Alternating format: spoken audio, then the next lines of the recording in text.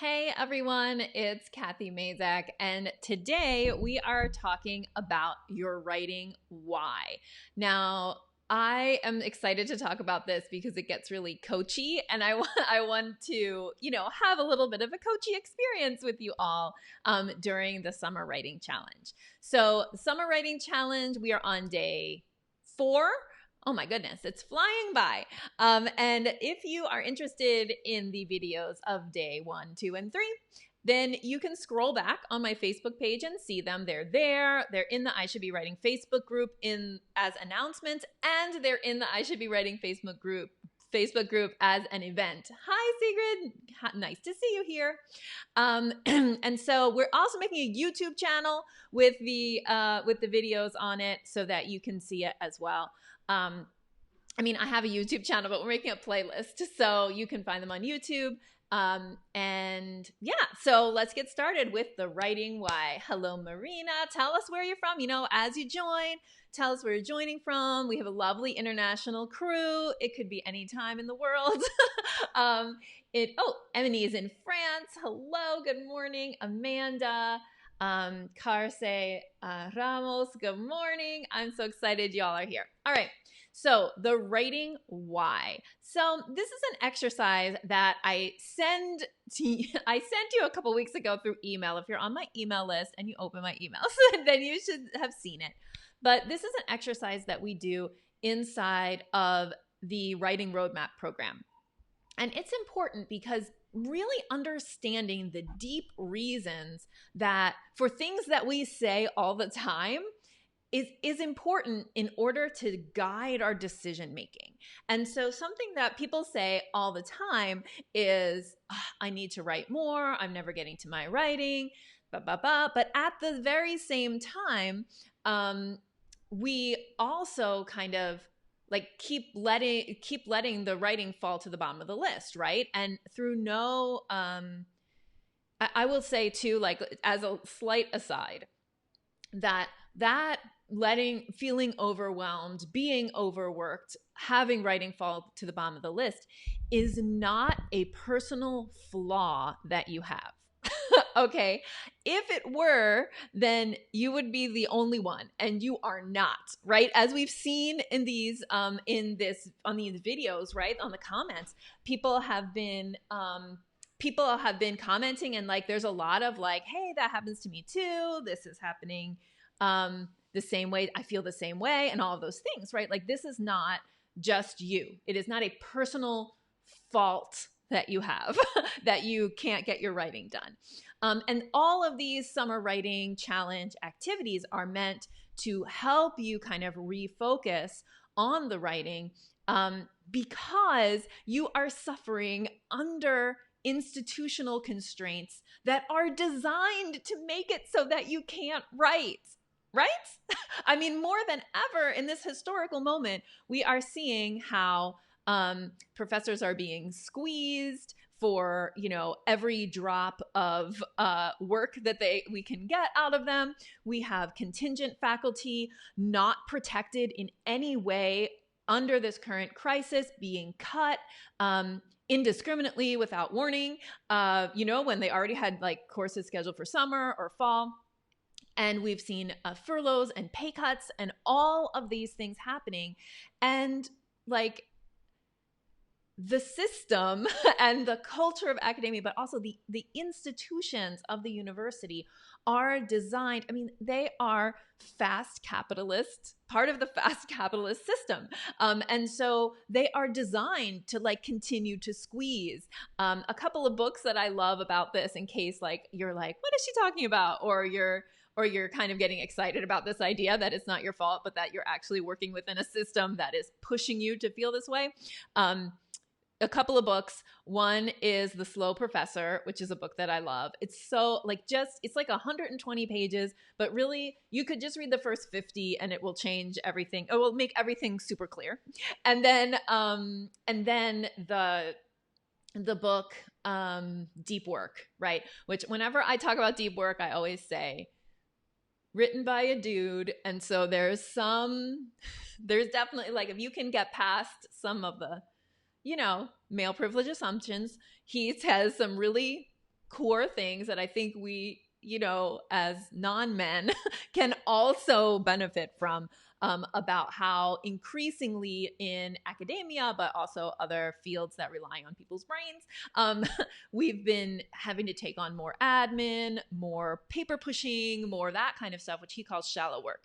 So all of this to say that what I see, and I want to make this like clear before we jump into the writing why exercise, is that I think that you take your power back when you reclaim your writing. And put writing at the center of your career. You say like, hey, system that's telling me to work 80-hour weeks. Hey, system that's overworking me and stressing me out and dehumanizing me.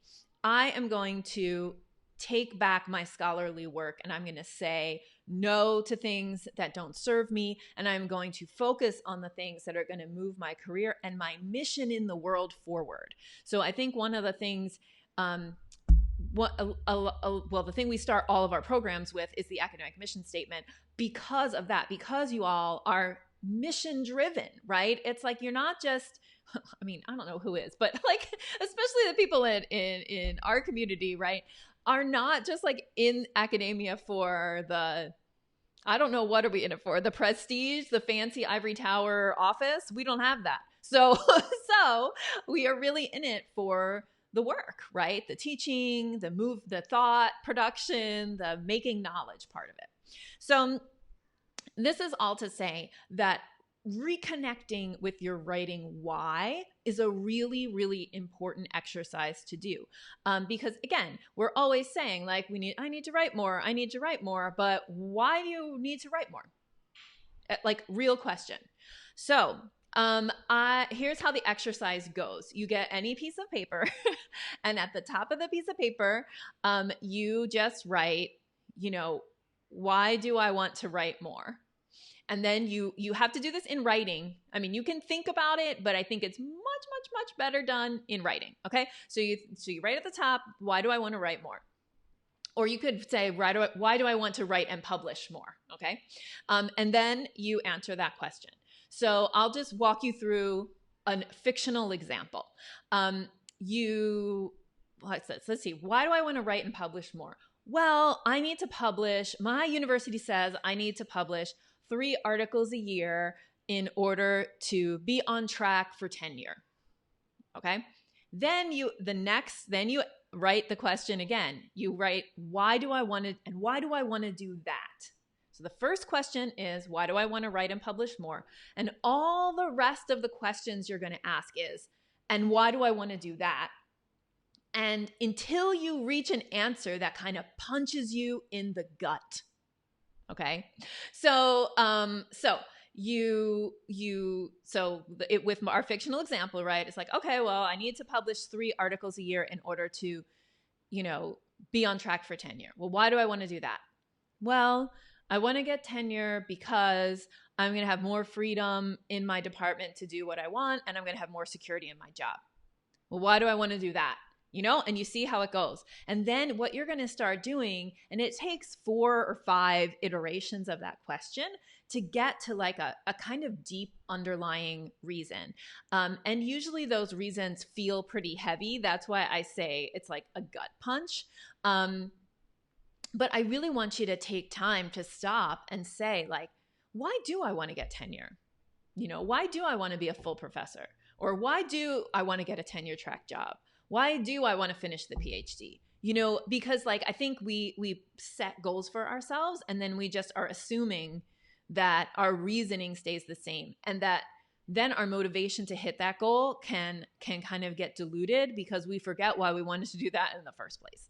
And your writing why is going to change over time, right? It's going to change as your career changes, as you mature as a scholar, as you have different opportunities, that writing why could change. So this is an exercise to do once a year or so.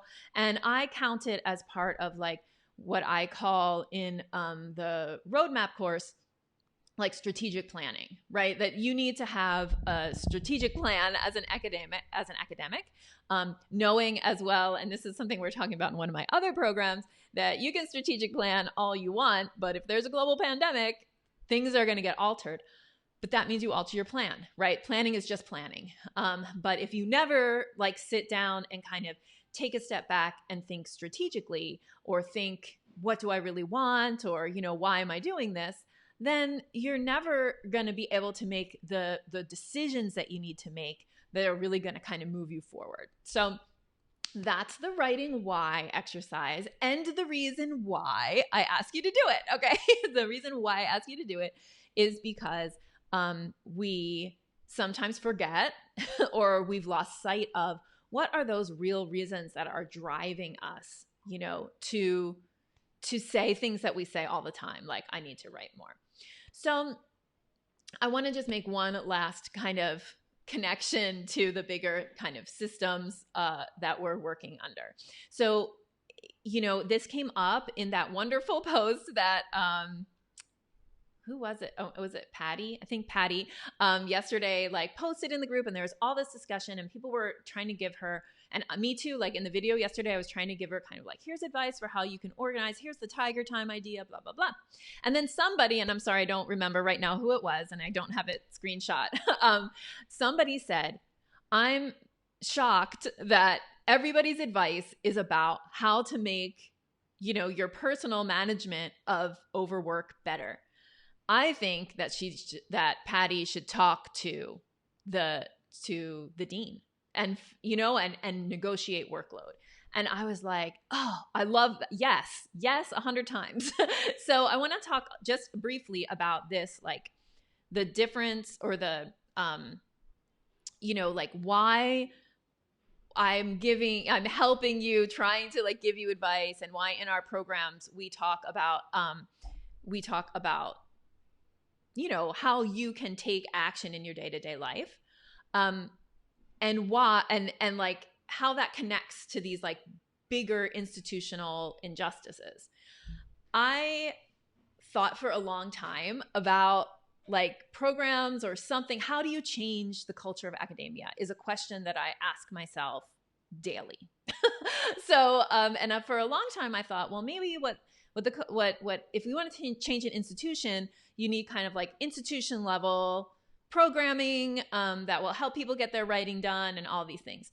And then, after reading the Slow Professor and What Are Universities For, and some other kind of books about the role of the university in our current kind of financial, late capitalism moment, I was like, oh, wait, no, the universities are specifically designed to operate to overwork you. And that is especially more difficult for anyone in a minoritized or differently privileged group, right? So anybody who's not a white man has an experience inside of academia that is struggling to fit inside a system that is not meant for them. And so how do we change a whole culture? Like, how do we change academic culture? And the conclusion that I came to, and it's still like a work in progress, is that we change academic culture from the bottom up.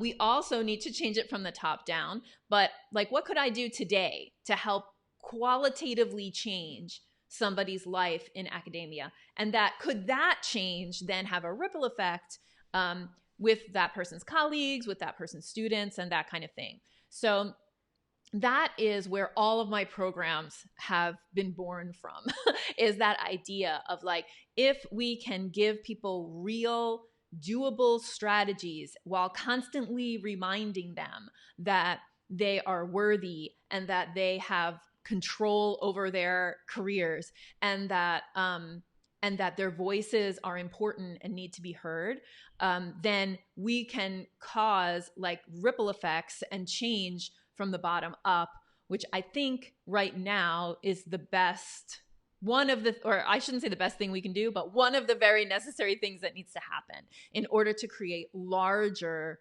cultural change inside of academia so that it is a more open place to people of all kinds of backgrounds, instead of being a place that is like forces you to conform or like benefits people who live in a certain way or have a certain racial or gender identity. So this is how I get from here's your writing why exercise to these bigger things. To me, all of this is so linked up. And so I hope that you can think about that, and the work that we've been doing in the Summer Writing Challenge and connect it to you taking action to change the culture of academia by starting with yourself. And when we start as professors or graduates, to change that, we also help to change the lives of our students, our advisees, and as people move on in their careers, they also can, if they choose to, step into more powerful positions in administration or some other way of being powerful that can really help to change qualitatively the lives of people at their institutions. So that's what I wanted to tell you all today. So if you feel like, I know that the writing why is a vulnerable exercise. It really you might not want to share your writing why, but if you would like to just talk about the experience of creating your writing why or figuring out your writing why, then please, come into the I Should Be Writing Facebook group. Tell us about that experience of figuring out your writing why. If you want to share it, share it. If you don't, that's totally fine. But I want you to have it, and I want you to write it down and have it in your office or your workspace or your calendar or someplace that you can look at that every day. And when you're making decisions about your time, you're touching back to that writing why. Like, okay, I could choose to make a meeting on top of my writing time. Wait, let me remind myself of my writing why. And choices like that we make every day, tiny little choices that erode our writing time. We can think of different ways to make those choices that are really based in what we value and what we want. All right, so let me just scroll through the chat for a second. I'm so glad that you all came. Hello, Erica in Detroit. Hi, Deborah in Pittsburgh. Hi, Cariana in Lansing. You know that I'm an MSU grad. Hi, Jillian. Nice to see you. I'm seeing your book updates. I can't wait till that book is done. Hi, Chiara in Italy. I hope you're doing well. Yes, Jordan, YouTube is great because it has closed captioning. So let me say that one thing about captioning, which is really something that I think about. So yes, YouTube, all my YouTube videos, not that I don't have a very developed YouTube channel. I just these videos that I make, I simultaneously shoot them over to YouTube. So over there, they're immediately captioned because I have YouTube set up to always caption. Here, I have to wait till the video processes, go into Facebook, put the captions on, and then, so there's a lag, and you don't get the captions while I'm live. You have to see, and that's true in YouTube too. You need to wait until the video is over until you can put captions on them. All right, so somebody's in New Jersey. Hi, Lauren in New Jersey. I'm from New Jersey. Deborah says, I loved The Slow Professor and that you read it because of my recommendation. Yay! PJ Dillon says, working through my writing why has been freeing and feels like a potential game changer for me. Yay, PJ, I'm so happy to hear that. All right. Thank you, everyone, for coming. I really have been enjoying the Summer Writing Challenge. Tomorrow, same time, same place, we are going to be talking about writing momentum. Okay, so this is something that I think a lot of times we think, what we need for momentum is big blocks of time in a row and that kind of stuff. And we forget, or we don't know, that you can actually kind of engineer momentum.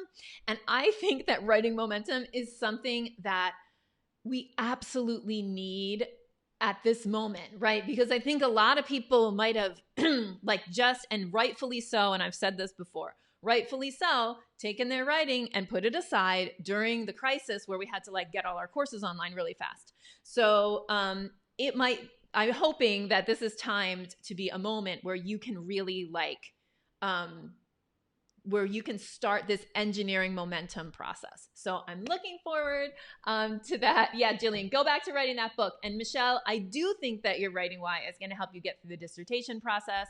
And Lauren says, yes, the agency you described is so powerful and why I'm drawn to your method. Thank you.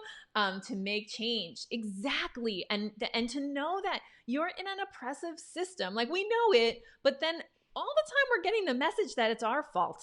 It's not your fault. Like it's not your fault that you're overworked. The system is engineered to make sure you're overworked.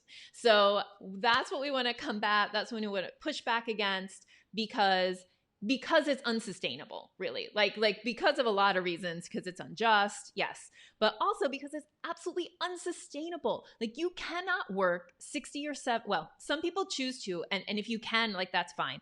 But a lot of people are going to be like 70-hour weeks. Why am I doing that? You know? So I'm so happy to talk to you all. I will see you tomorrow. Have a wonderful day. Bye.